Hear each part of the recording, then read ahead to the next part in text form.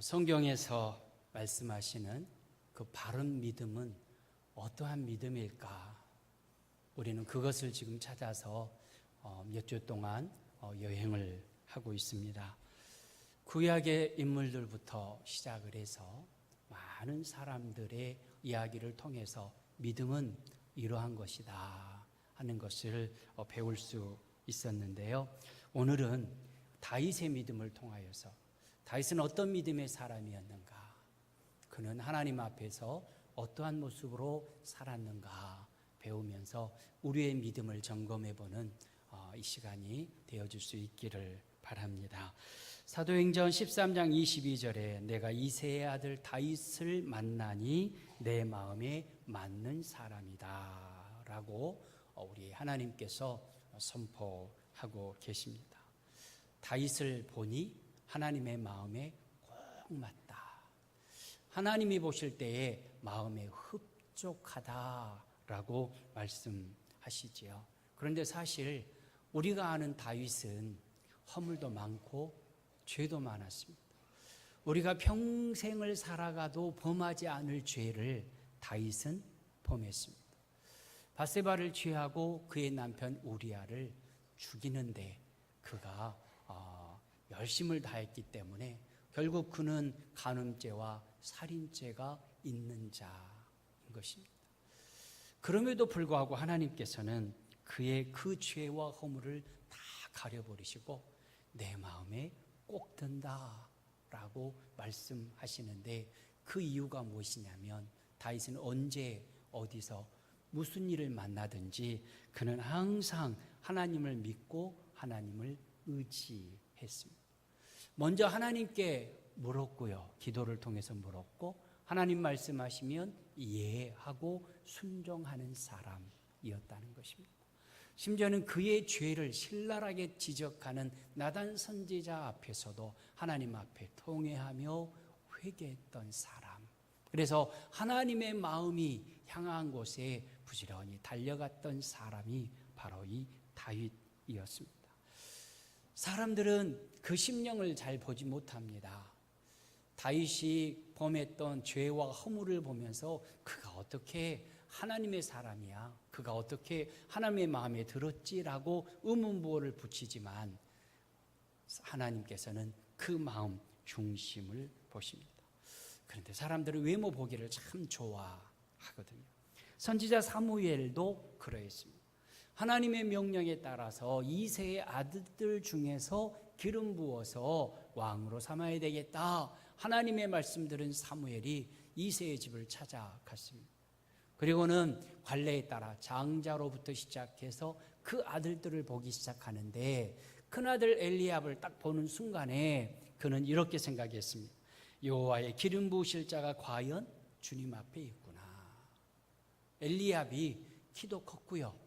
얼굴도 준수하게 생겼습니다. 그래서 이 사람이 곧 왕될 제목이구나 라고 생각을 했습니다. 속으로 그런 마음을 이 사무엘이 품었는데 하나님께서 경고하십니다. 나는 외모를 보지 않는다. 사람들은 키와 용모를 보지만 나는 마음을 본다 라고 말씀하십니다. 사무엘상 16장 7절 말씀 우리 함께 봉독하겠습니다. 여호와께서 사무엘에게 이르시되 그의 용모와 키를 보지 말라. 내가 이미 그를 버렸노라. 내가 보는 것은 사람과 같지 아니하니 사람은 외모를 보거니와 나 여호와는 중심을 보느니라 하시더라. 아멘. 사무엘은 뛰어난 영성의 사람이었지요. 어머니 한나의 기도 중에 잉태하였고 기도 가운데 양육받았던 사람입니다. 그의 스승이었던 엘리 제사장은 하나님의 음성을 듣지 못하는 시대에 사무엘은 하나님의 음성을 듣고 예, 제가 여기 있습니다 라고 답했던 소년 사무엘의 모습을 볼 때 그는 영성의 사람이요 기도의 사람이었습니다. 그랬던 사무엘까지도 사람의 용모와 키를 보면서 하나님이 택한 사람은 이 정도의 외모는 갖추어야 된다라고 생각한 것입니다.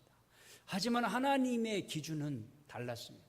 외모, 키가 어떠하고 얼굴이 어떠한가, 그것이 아니라 그 마음 중심이 하나님을 향하여 있느냐 그렇지 않느냐를 하나님은 먼저 보신 것입니다.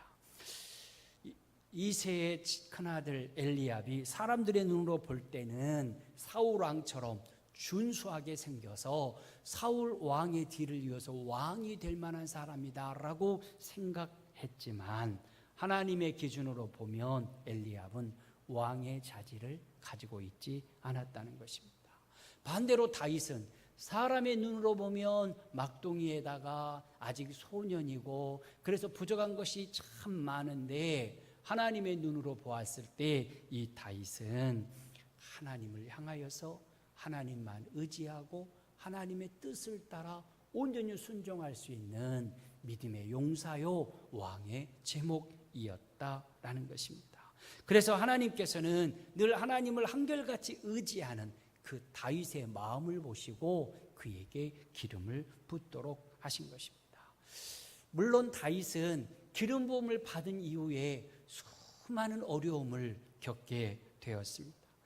안과 밖에 수많은 대적들의 공격을 받아서 그는 늘 영적인 전쟁과 또는 육신적인 전쟁 속에 살아가야 했습니다.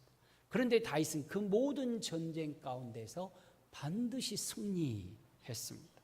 그리고 다윗의 승리의 원동력은 다른 곳에 있는 것이 아니라 단 하나, 하나님만 의지했기 때문에 그렇습니다. 칼을 의지하지 않았고 군장인 아비새를 의지하지도 않았고 오직 하나님만 의지하며 살았던 사람, 그가 다윗인 것입니다. 사무엘상 17장에 보면 이스라엘과 블레셋 사람들과의 전쟁이 벌어졌습니다. 그때 이 블레셋에는 골리앗이라고 하는 거인, 큰 용사가 있었습니다. 그가 6규빗 한 뼘이라고 했으니까 키가 3m가 되어집니다. 그가 입었던 갑옷은 60kg이나 되었습니다. 몸무게가 아니고요, 갑옷이 60kg였습니다. 그리고 그는 창을 가졌는데 창자루는 배틀째 같았고 창날은 600세겔이나 되는 쇠붙이로 되어 있었습니다. 그러니 그 골리앗이 갑옷을 입고 창을 들고 서면 그 위용에 눌림받을 수밖에, 주눅들 수밖에 없는 상황이었습니다. 그러한 골리앗이 외쳤습니다. 사무엘상 17장 8절부터 9절 말씀 우리 함께 봉독하겠습니다. 너희는 한 사람을 택하여 내게로 내려보내라. 그와 나와 싸워서 나를 죽이면 우리가 너희의 종이 되겠고 만일 내가 이겨 그를 죽이면 너희가 우리의 종이 되어 우리를 섬길 것이니라. 무슨 말씀이냐면 이렇게 수많은 군사들이 항우를 벌리며 시간 낭비할 거 뭐 있냐, 내가 싸우겠다. 그러니 이스라엘 너희 중에 용사를 한 명 내보내라. 둘이 싸워서 내가 이기면 너희들이 종이고 너희가 이기면 내가 너희들의 종이 되겠다라고 소리를 지르고 있는 것입니다. 그런데 이 골리앗, 그 위용을 본 자들은 다 주눅이 들었다라고 아까 말씀을 드렸지요. 그래서 그들은 기가 죽어서 어느 누구도 골리앗과 싸우겠다고 나서는 사람이 없었습니다. 그런데 그때 마침 소년 다윗이 아버지의 심부름을 왔습니다. 군대로 모병되어 있는 형님들이 잘 있는가 안부 좀 물어봐라 라고 심부름을 보내어서 그곳에 와 있었는데 자기가 믿는 하나님을 모욕하는 골리앗을 보면서 의분이 일어났습니다. 다윗의 입장으로 보았을 때 그것은 의분이 능히 일어날 만한 일이었습니다. A라고 하는 사람과 B라고 하는 사람이 싸운다고 하십시다. 서로 싸우는데 그 문제를 가지고 계속 싸우다가 너네 아버지는 어떻고 너네 어머니는 어떻고 그러면 그때부터 분이 나잖아요.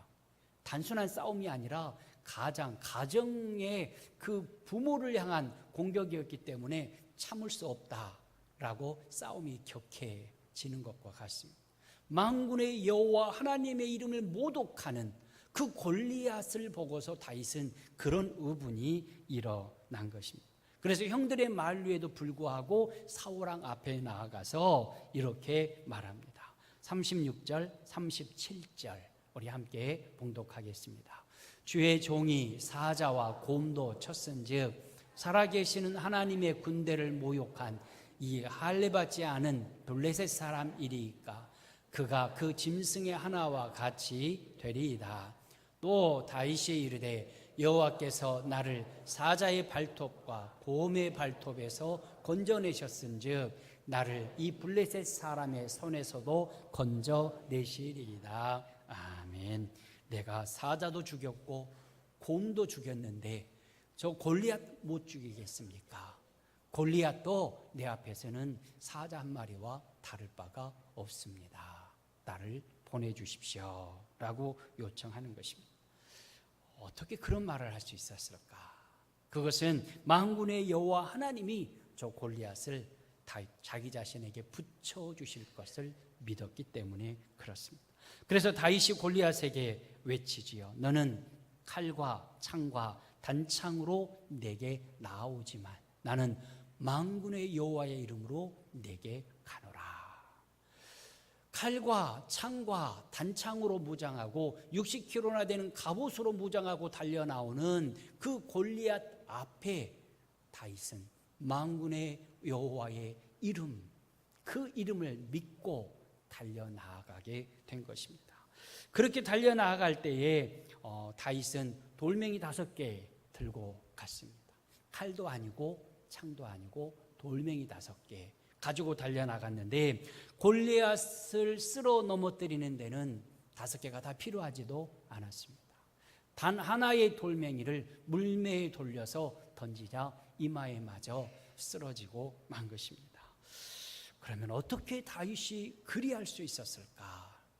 물매는 다윗이 들고 돌렸지만 다윗의 손을 하나님이 붙잡으셨고 다윗의 믿음 위에 능력을 더하여 주셔서 그 돌멩이 하나가 골리앗의 이마에 정확하게 날아가 박힐 수 있도록 하나님께서 그의 손을 사용하신 것입니다. 그래서 하나님 만군의 여호와의 이름을 믿고 하나님을 의지하는 다윗이 이길 수밖에 없었던 것입니다. 성도 여러분, 여러분은 이 세상을 살아가면서 무엇을 의지하고 사십니까? 지난주 이 자리에 예배 드리고 그리고는 오늘 나와서 예배 드리는 동안에 여러분들은 무엇을 의지했습니까? 골리앗의 손에 들려있는 칼과 창과 단창과 같은 세상의 힘을 의지하고 살지는 않으셨습니까? 아니면 다윗처럼 나는 여호와의 이름을 의지하고 삽니다. 신앙 고백하며 사셨습니까?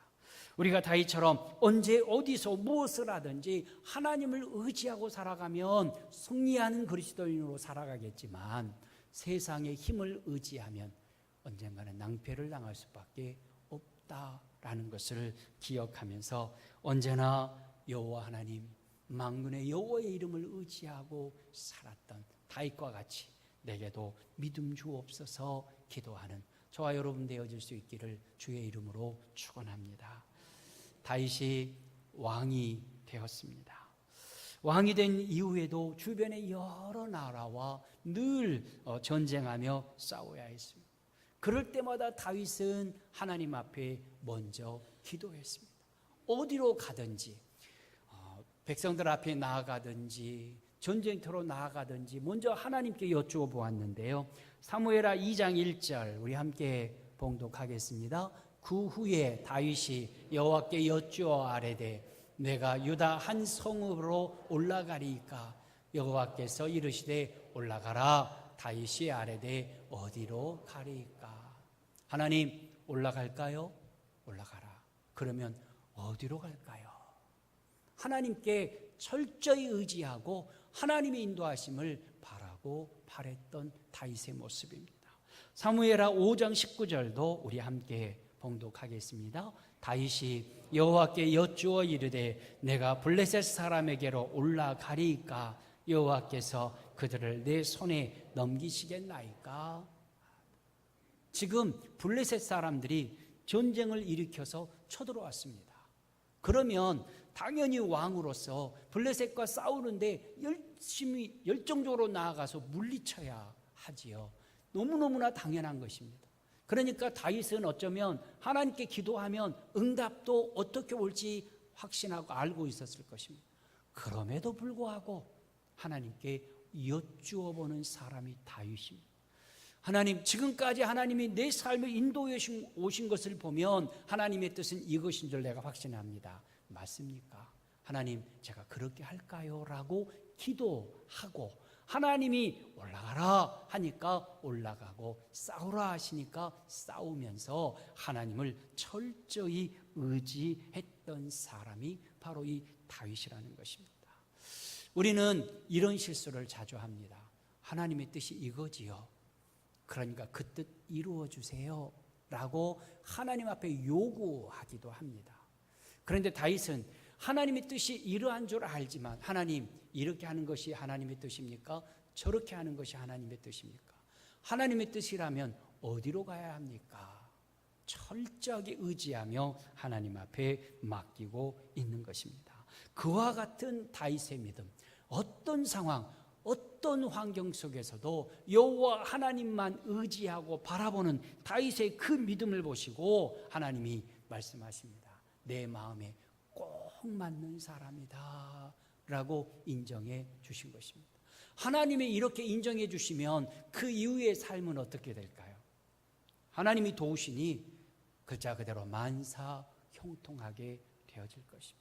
그러니 오늘 이렇게 무더위 속에서도 하나님 앞에 예배하는 것이 내게 가장 중요한 일입니다 고백하며 하나님 앞에 나와 예배하는 성도 여러분 모두를 하나님께서 한 사람 한 사람 이름 불러주시면서 이쪽에 장로님들부터 시작해서 쭉 돌아서 이 찬양대 반주하는 선생님에 이르기까지 하나님 보실 때에, 그래, 내가 볼 때 아무개 너는 내 마음에 꼭 맞는 사람이다 라고 인정받으시는 여러분들 다 되어주시기를 주의 이름으로 축원합니다. 이렇게 다윗은 하나님을 의지하는 사람이었습니다. 그뿐만 아니라 다윗은 두 번째로 항상 하나님의 마음을 먼저 생각하는 사람, 그가 이 다윗이었습니다. 하나님의 마음을 먼저 생각하고 헤아리면서 하나님 앞에 감사함으로 섰습니다. 그러다 보니까 하나님이 나를 얼마나 사랑하시는지, 하나님의 사랑이 얼마나 귀하고 큰지 그것을 더욱더 깨달아 알게 된 것입니다. 그런데 그에게도 어려움이 찾아왔습니다. 어려움 가운데에서도 그러나 그는 하나님의 마음을 먼저 생각을 합니다. 그에게 찾아온 어려움은 골리앗과의 전쟁 이후에 찾아왔습니다. 사울왕과 다윗이 전쟁의 용사로 큰 승리하고 돌아올 때에 이스라엘의 여인들이 노래를 만들어 불렀습니다. 사무엘상 18장 7절에 보면 사울이 죽인 자는 천천히요 다윗은 만만이로다 라고 노래를 했습니다. 그 노래를 들은 사울이 이렇게 말하지요. 8절 말씀 우리 함께 봉독하겠습니다. 사울이 그 말에 불쾌하여 심히 노하여 이르되 다윗에게는 만만을 돌리고 내게는 천천만 돌리니 그가 더 얻을 것이 나라 말고 무엇이냐 하고, 백성들이 사울 자신에게는 천천을 돌렸고 다윗에게는 만만을 돌렸으니까 이제 다윗이 얻을 것은 왕의 자리밖에 없구나 라고 오해하고 그로 인하여 질투하고 시기하게 되었습니다. 이유는 딱 한 가지, 인기가 나보다 훨씬 낫다라는 것입니다. 그때부터 사울은 다윗이 왕위를 빼앗아 갈까 두려워하고 걱정하고 그런 마음으로 다윗을 어떻게 하면 죽일 수 있을까만 생각을 했습니다. 그래서 다윗은 사울 왕을 피하여서 광야로 또는 굴로 도망다니면서 숨어서 도망자로 살아갈 수밖에 없었습니다. 그런데 그렇게 도망자로 살아갈 때 다윗은 사울을 죽일 수 있는 기회를 두 번을 얻습니다. 한 번은 엔게디에 있는 굴 속에 다윗이 들어가서 숨어 있었습니다. 사울이 잡아 죽이기 위해서 군사를 몰고 오니까 그곳에 숨어 있었던 것이죠. 그런데 사울이 혼자서 그 굴 안에 들어왔습니다. 그러니 주변에서 말합니다. 저를 죽입시다. 우리를 쫓아다니며 이렇게 괴롭게 하니 죽이면 다 끝날 것 아닙니까? 다윗이 그 모든 것을 절제시키고 사울의 옷자락만 살짝 폈습니다. 그리고 나서 그는 아파합니다. 하나님이 기름 부으신 자의 옷자락을 내가 잘랐구나 라고 마음 아파합니다. 하나님의 우선이었고 하나님의 마음이 어떠하실까를 생각했기 때문에 그렇습니다. 두 번째도 역시 다윗을 추격하다가 사울이 지쳐서 진영 가운데서 잠이 들었습니다. 그런데 사울왕만 잠이 든 것이 아니라 주변의 군사들도 파수하던 군사들까지 다 깊은 잠에 빠졌습니다. 다윗의 군장 아비새가 말합니다. 내가 그를 찔러서 단번에 땅에 박아버리게 하십시오. 두 번 찌를 것도 없습니다 라고 허락을 구합니다. 그때 사무엘상 26장 9절에 다윗이 말합니다. 함께 봉독하겠습니다. 제가 봉독합니다. 다윗이 아비새에게 이르되 죽이지 말라. 누구든지 손을 들어 여호와의 기름 부음 받은 자를 치면 죄가 없겠느냐. 하나님의 마음을 여기서도 역시 먼저 생각합니다. 사울을 이렇게 원수와 같이 자기를 죽이려 함에도 불구하고 선하게 대우한 이유는 다른 것이 아닙니다. 하나님의 마음입니다. 하나님께서 사울을 기름 부으시고 왕으로 삼아주셨습니다. 그가 실수하고 그가 하나님의 뜻이 아니라 자기 마음대로 순종하지 아니하고 살아가고 있음에도 불구하고 하나님은 사울을 향해서 기다려주시고 참아주시고 그가 하나님 앞에 나올 수 있는 길을 시간을 주고 계신 것을 다윗이 알았습니다. 그래서 하나님의 마음은 사울을 향하여서 기다려주시는 것임을 알았기 때문에 다윗도 사울을 죽이지 아니하고 그가 그 모든 것을 마칠 때까지 기다리고 또 기다렸습니다. 그래서 10년 세월을 쫓겨다니며 광야에서 고통을 받으면서도 사울을 죽이지 않은 것입니다. 근데 한번 생각해 보면 죽이고 싶은 마음이 왜 없었겠습니까? 다윗 주변에 있던 군대 그 장관들이 용사들이 죽이겠다고 나설 때에 고개만 끄덕하면 사울을 죽일 수도 있는 가운데 그리고 고개만 끄덕하면 그동안의 모든 고생은 다 끝나고 본인이 왕이 될 수 있는 상황이었으니까 죽이고 싶은 마음도 있었겠지요. 그러나 하나님의 뜻이 아닌 것을 알았다라는 것입니다. 그래서 죽이고 싶은 자기 마음 버리고 하나님의 마음을 다윗이 품었습니다.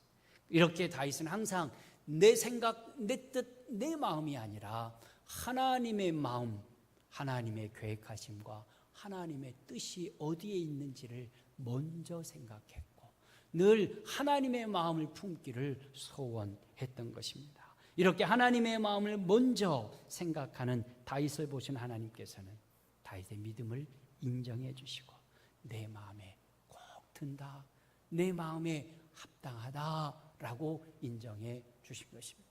그러므로 저와 여러분들도 다윗의 믿음을 본받으려면 하나님 내 생각, 내 계획, 내 뜻 다 버리게 하시고 다윗이 하나님의 뜻을 따라서 온전히 순종했던 것처럼 하나님의 뜻과 하나님의 마음을 가르쳐 주십시오.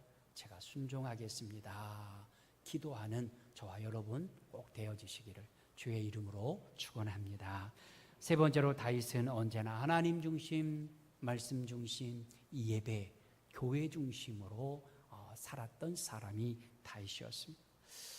사람들은 본성상 하나님과 하나님의 말씀을 멀리하고 자기 주장대로 자기 뜻대로 살려고 하는 마음이 있습니다. 그런데 그것이 죄이지요. 그래서 사람들은 언제나 하나님 앞에 딱 서면 죄인인 것을 고백하지 않을 수가 없습니다. 베드로가 밤새워 고기잡이 했지만 고기를 잡지 못했습니다. 예수님께서 말씀하시고 깊은 곳에 가서 그물을 던져라 말씀하셨을 때에 베드로가 고기를 많이 잡아서 그물이 찢어지게 되었고 배 두 척에 고기를 담고 돌아왔습니다. 그리고는 예수님 앞에서 그가 고백합니다. 나는 죄인입니다. 나를 떠나소서. 베드로가 하나님의 말씀을 선포했던 그 선지자로 여겼던 예수, 그런데 그 예수님을 고기잡이하고 그물을 끌어들이고 돌아와서 딱 보니까 그 안에 신성이 있었습니다. 메시아이시다라는 것을 깨달았습니다. 그리고 그 메시아 앞에 딱 서니까 나는 죄인입니다 라고 고백할 수밖에 없었다라는 것입니다. 우리 모두도 사실은 그렇습니다. 하나님의 말씀 앞에 서서 성경을 읽으면 그 성경이 나를 읽을 때 내 안에 죄와 더러움과 불순종과 수군수군과 수많은 악들이 그대로 드러나게 되어지죠. 그래서 하나님 앞에 나는 죄인입니다 고백할 수밖에 없는 것이 우리의 모습인 것입니다. 그러다 보니까 우리는 구원받은 자로서 죄가 드러날 때마다 더욱더 하나님 중심으로 살겠습니다. 말씀대로 살겠습니다. 내가 죄와 더러움과 악이 가득하니 더욱더 예배를 통하여서 하나님의 마음 배우고 하나님의 뜻대로 살아가는 법을 배워서 날마다 성화의 삶을 살아가겠습니다. 오히려 하나님 앞에 달려나오게 되는 것이죠. 지금 믿음의 사람 다윗이 그렇게 살았습니다. 다윗은 하나님 중심의 사람이어서 행동하기 전에 먼저 하나님 앞에 기도로 여쭈었다라는 것을 함께 나눴습니다. 그리고 하나님이 가라 하면 예하고 갔고 하나님이 멈춰라 그러면 예하고 멈춰 섰던 사람이 바로 이 다윗인 것입니다. 바로 그와 같은 모습이 반영된 것이 오벳 에돔의 집에 있었던 언약궤를 가져온 것입니다. 다윗은 왕이 된 다음에 가장 먼저 했던 일이 오벳 에돔의 집에 있던 언약궤를 가져왔는데 그 언약궤는 블레셋과의 전쟁에서 엘리의 시대에 빼앗겨 버렸지요. 그래가지고 그것이 블레셋 진영으로 갔을 때 하나님은 블레셋을 징계하시고 여차저차해서 오벳 에돔의 집에 머물러 있었고 오벳 에돔의 집에 머물러 있을 그때에 오벳 에돔의 집이 큰 복을 받았습니다. 그리고 이제 다윗이 왕이 된 다음에 하나님의 임재의 상징인 그 언약궤를 어찌 개인 집에 둘 수 있겠느냐. 하나님의 임재의 상징인 언약궤를 모셔와야 되겠다라고 생각하고 그 언약궤를 다윗성으로 옮겨왔습니다. 그 뜻이 무엇이냐면 하나님의 말씀으로 통치되는 나라, 이 이스라엘은 하나님이 직접 다스리는 신정왕국이고 나는 하나님의 종으로서 이 나라를 그저 다스릴 뿐입니다 라는 고백이 그 안에 담겨져 있었던 것입니다. 그래서 왕으로 살아가는 순간순간 언제나 하나님 중심으로 살아가겠습니다. 하나님의 말씀대로 통치하겠습니다. 그리고 언제나 번제와 소제를 통하여서 하나님을 예배하는 자가 되겠습니다. 그러니 하나님의 임재의 상징 언약궤가 이 다윗성에 있어야 합니다 라고 옮겨온 것입니다. 그렇게 법궤를 옮겨올 때 다윗은 하나님을 찬양하는 찬양대를 세우고 하나님을 찬양했습니다. 그리고 이스라엘 백성들과 더불어서 그는 춤추며 하나님 앞에 영광 돌리며 경배를 드렸던 것입니다. 다윗은 너무너무나 법궤가 돌아오는 것이, 언약궤가 돌아오는 것이 기뻐서 왕의 채통이고 뭐고 가리지 아니하고 하나님을 향하여 마음껏 춤추며 찬양 드렸습니다. 다윗의 이러한 모습이 바로 하나님 중심으로, 하나님의 말씀 중심으로 살아가고자 하는 그의 믿음의 반영이라는 것입니다. 그리고 법궤를 모셔온 다음에 하나님 앞에 번제와 화목제를 드리고 모든 백성들을 축복하는 다윗의 모습을 우리는 열왕기서를 통해서 읽어볼 수 있습니다. 이뿐만이 아니죠. 다윗은 자기는 백향목으로 지은 멋진 왕궁에서 궁궐에서 사는데 하나님은 천막에 거하심을 늘 마음 아파했습니다. 그리고는 그는 이제 성전을 지을 준비를 하는데 그때에 하나님께서 말씀하십니다. 너는 군인이라 피를 많이 흘렸으니 너의 자녀대에 성전을 짓도록 하겠다라고 말씀하시죠. 그러니 다윗은 성전은 본인이 짓지 못하지만 그는 성전 지을 준비를 완벽히 완벽하게 갖추어 둔 다음에 솔로몬에게 성전 지을 것을 유언하고 떠나는 모습을 보게 됩니다. 이처럼 다윗 왕은 하나님 중심으로 살았습니다. 언제나 말씀이 가라면 가고 서라면 서는 말씀 중심의 사람이었고, 번제와 화목제를 통해서 하나님과 예배했던 그러한 예배자이기도 했던 것입니다. 그래서 하나님께서는 내 마음에 맞는 사람이라, 내 뜻을 다 이루리라 라고 다윗을 인정해 주신 것입니다. 이제 저와 여러분들이 어떻게 살아가야 할 것인가, 그것이 우리의 숙제로 남아 있습니다. 다윗이 어떻게 하면 하나님을 기쁘시게 할 수 있을까 생각하고 살았던 것처럼, 이제 우리들도 어떻게 하면 하나님을 기쁘시게 할까 생각하면서 기도하며 살아가야 합니다. 그러면서 다윗은 하나님을 철저히 의지하는 믿음이 있었습니다. 지금 여러분들이 의지하는 세상에 어떤 것이 있다면 내려놓고 오늘부터는 하나님을 의지합니다 고백할 수 있기를 바랍니다. 그리고 내 뜻, 내 마음이 아니라 하나님의 뜻, 하나님의 마음이 어디를 향하고 계시는지, 이제부터는 하나님의 마음에 합당한 삶을 살겠습니다 다윗처럼 고백할 수 있기를 바라고요. 언제 어디서나 나는 하나님 중심으로 살겠습니다. 언제나 말씀 중심으로 살겠습니다. 언제나 하나님의 그 뜻 안에서 예배 중심, 교회 중심으로 살겠습니다 고백할 수 있기를 바랍니다.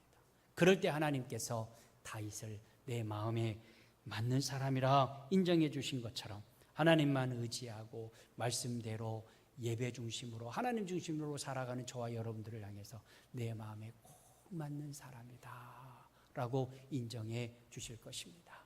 하나님 앞에 살아갈 때 너는 내 마음에 꼭 맞는 사람이다, 다윗처럼 인정받는 성도 여러분 다 되어주시기를 우리 주의 이름으로 축원합니다. 하나님 아버지 감사합니다. 이 무더위 속에서 사랑하는 성도들을 지켜 보호하여 주시고 함께 예배드리며 다윗은 어떠한 믿음의 사람이었는가, 그가 어떠한 믿음의 사람이었기에 내 마음에 맞는 사람이라고 하나님 앞에 칭찬받았는가 묵상케 하여 주신 것 감사합니다. 아버지 하나님, 이제 저희들도 다윗처럼 내 마음에 맞는 사람이라고 칭찬받고 인정받을 수 있도록 믿음 안에 있게 하시고 하나님만 바라보게 하시고 세상 의지하지 아니하고 십자가만 붙드는 신실한 하나님의 사람들 될 수 있도록 도우실 것을 믿으며 예수님의 이름으로 기도하옵나이다. 아멘.